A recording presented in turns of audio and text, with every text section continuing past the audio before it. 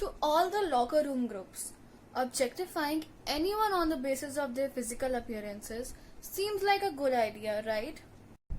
Aged between 14 to 17 or young adults as the society calls you, have you ever had a sexual experience with anyone? Or it's just the easily accessible explicit content that makes you entitled enough to objectify anyone? Girls who are supposed to empower each other are comparing breasts to pimples. You think it's cool?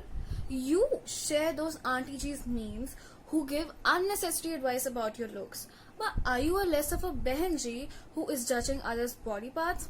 You know what's cool? Supporting each other, spreading girl love and empowering each other. But why am I even telling you all this? Behan Jis are not meant to be cool.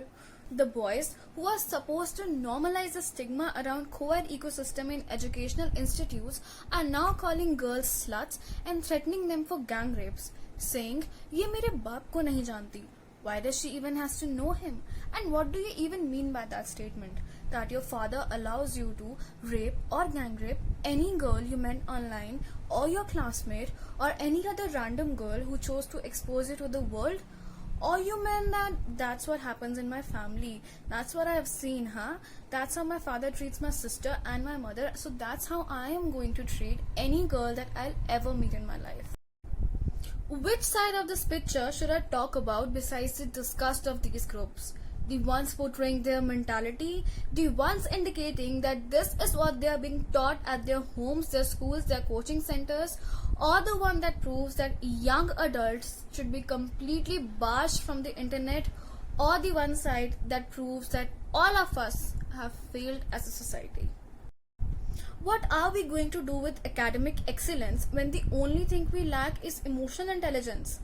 These teenagers will be educated adults who would tomorrow abuse their spouse, will be domestically violent, will threaten, torture, blackmail every person who is not emotionally intelligent enough to understand their manipulations.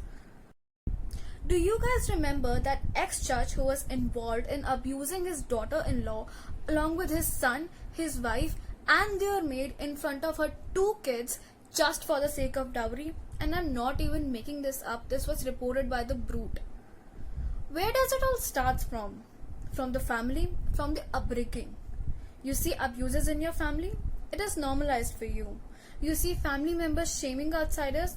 It is normalized. I am not denying the fact that friends do play an important role in shaping up your mentality, but that's not all. This mentality has to be transmitted from the elders to the younger ones. What's the need of the hour, you may ask? Educate your children, your younger siblings, to respect each other, to treat every person just as yet another human being.